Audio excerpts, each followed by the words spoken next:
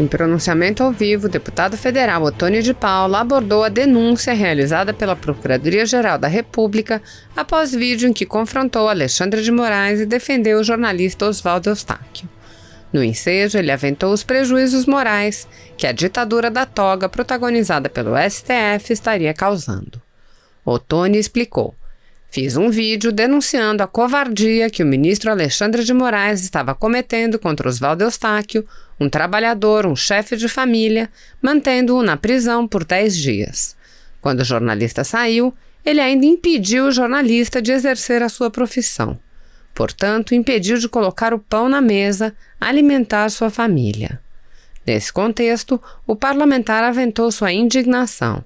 Foi tomado por uma indignação muito grande ao ver esta covardia, essa ditadura da toga promovida por Alexandre de Moraes.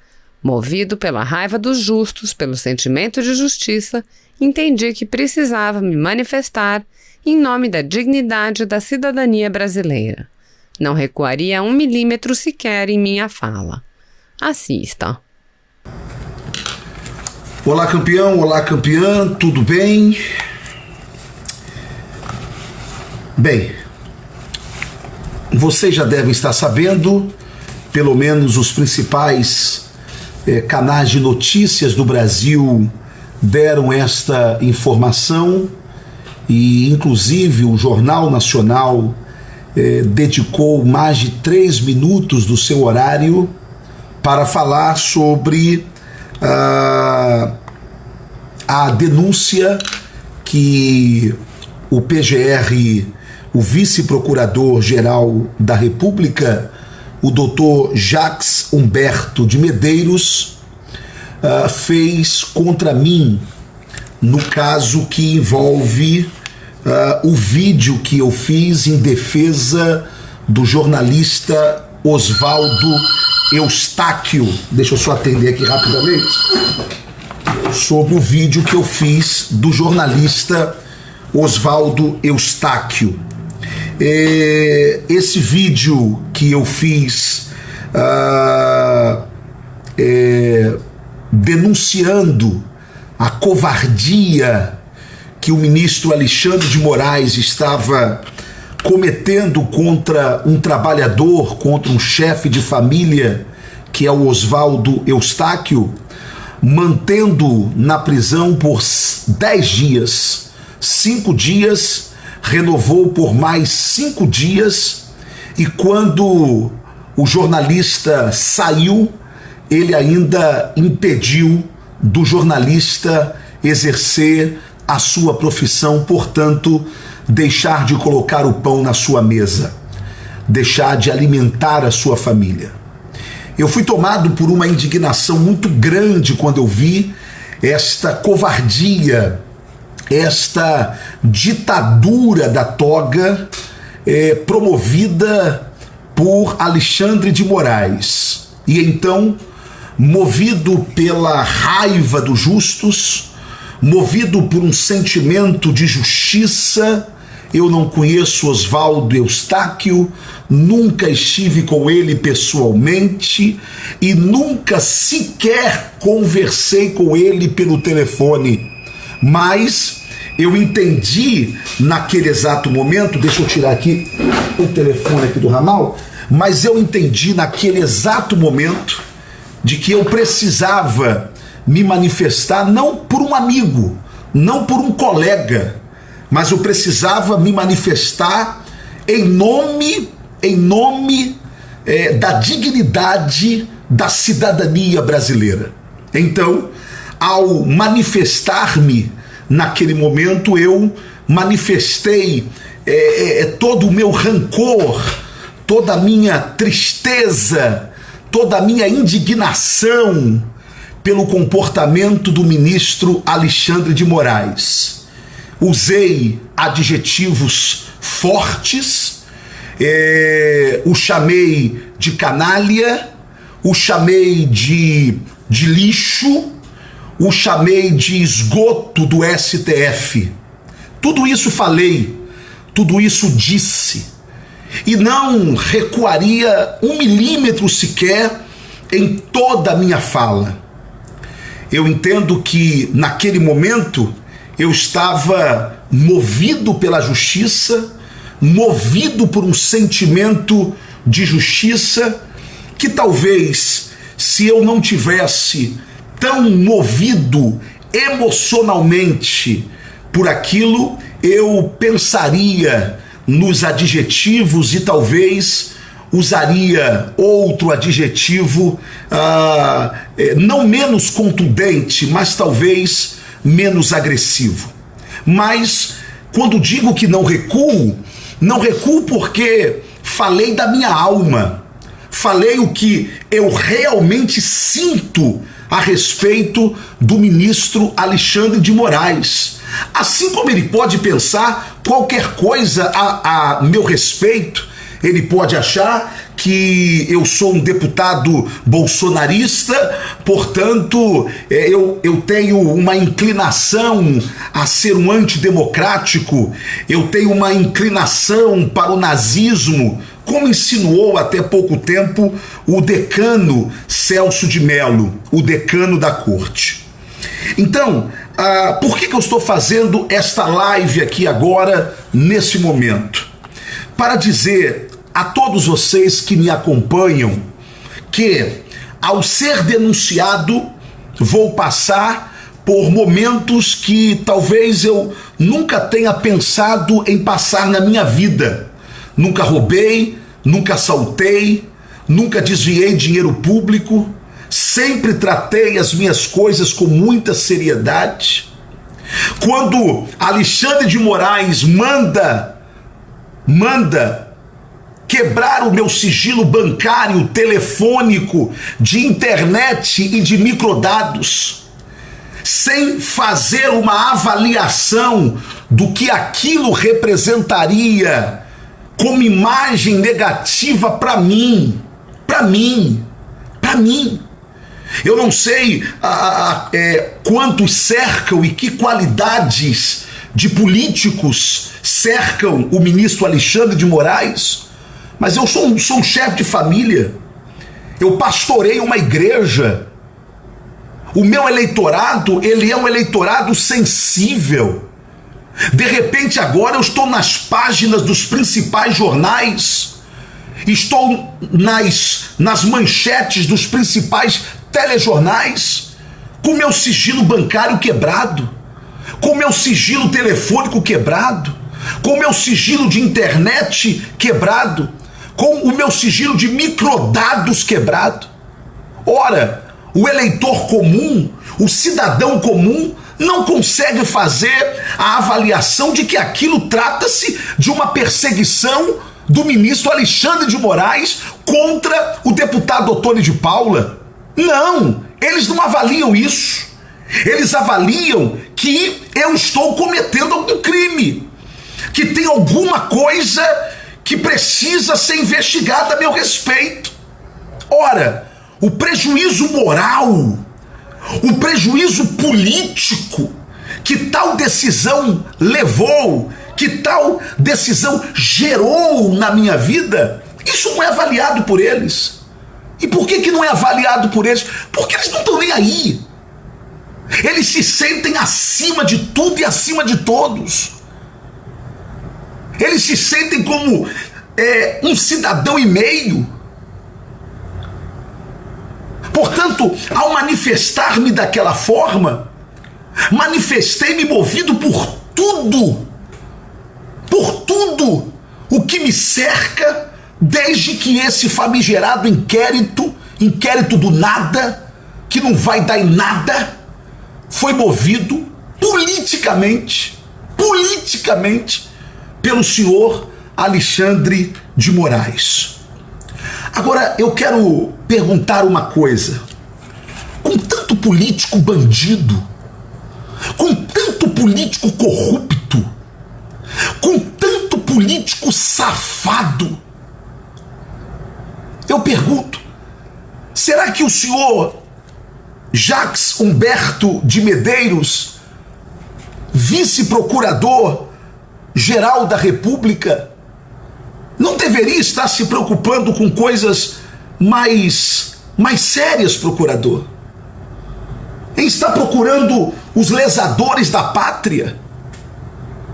Mas o senhor se volta contra este deputado e diz que esse deputado ameaçou o ministro Alexandre de Moraes. Onde eu ameacei o ministro Alexandre de Moraes? Onde eu coloquei a vida do ministro Alexandre de Moraes em risco? Será que vocês vão me julgar na frente de todos os bandidos que o STF andou engavetando nesses últimos anos? Será que vocês vão ter coragem de me condenar, de me julgar, antes de julgar os patifes da República, antes de julgar os canalhas que roubaram esse país? Será que vocês vão ter coragem de condenar um deputado pelo exercício do seu direito, garantido pelo artigo 53 da nossa Constituição, que diz que deputados e senadores são invioláveis civil e penalmente por quaisquer de suas opiniões, palavras e votos? Será que vocês vão passar por um arranjamento político ilegal por cima da Constituição para satisfazer o ego de vossas excelências, a fim de usar este deputado como exemplo para que todos os outros calem a boca e não se sintam com coragem de expressar o que pensam sobre qualquer ministro do STF? Nós vivemos sim uma ditadura da toga. Nós vivemos sim uma ditadura do STF nesse país. E eu lamento que a Suprema Corte, através dos seus ministros, e não são todos, ao invés de estarem preocupados em saber o que a população pensa deles, e por que eles chegaram a este nível de execração pública, preferem construir ilações como esse tal movimento antidemocrático, do que olhar para o povo brasileiro e fazer uma autoanálise, um autoexame de que há muito tempo a Suprema Corte, através de alguns de seus ministros, já se afastou do interesse popular, já se afastou daquilo que eles deveriam cumprir, que é o estrito dever legal de julgar conforme a lei. A mim me resta lutar, a mim me resta acreditar na justiça, a mim me resta me submeter ao julgamento que a Suprema Corte fará a meu respeito. A mim me resta me submeter à justiça do meu país, por mais crítica que ela esteja sendo. Mas eu não recuo. Eu não volto atrás. Não volto atrás. O Jornal Nacional mente quando diz que o governo me tirou da vice-liderança por conta disso. Não, eu saí. Eu saí porque eu sabia que a minha fala, eles queriam atingir o presidente Bolsonaro. Por isso eu saí. E saí porque eu sabia que viria um contragolpe contra mim.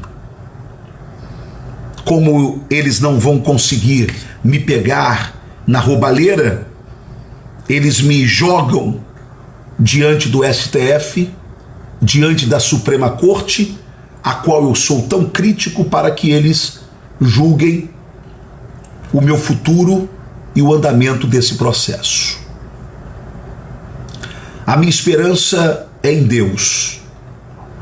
A minha esperança é que assim como nós conseguimos quebrar o império da corrupção petista e Deus levantou um homem como Bolsonaro e a guerra está sendo travada até agora porque eles não aceitaram perder o império deles, eu ainda hei de ver um STF justo. Eu ainda hei de ver uma Suprema Corte que nos dê orgulho. Eu ainda hei de ver uma CPI da lava-toga instalada no Senado Federal.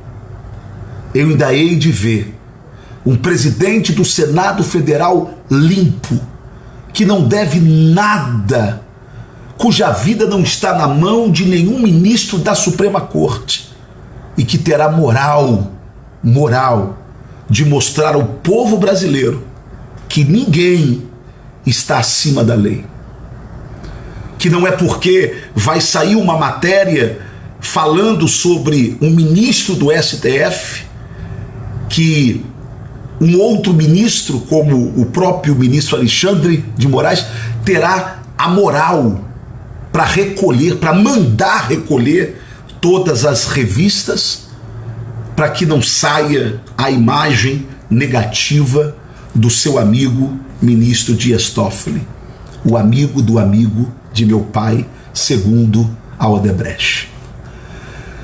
Eu ainda creio nesse país e prometo aos meus filhos, Neto, Otone Neto, Esther e o meu baixinho Israel, meu menor, meu companheiro de guerra, de 12 anos, eu não vou decepcionar vocês. Prometo à minha esposa, Silvana, eu não vou decepcionar você. E prometo aos meus pais, vocês colocaram um homem no mundo, sim, que poderia realmente não estar passando por nada disso, mas entre falar a verdade e me calar, eu prefiro falar a verdade ainda que ela me consuma.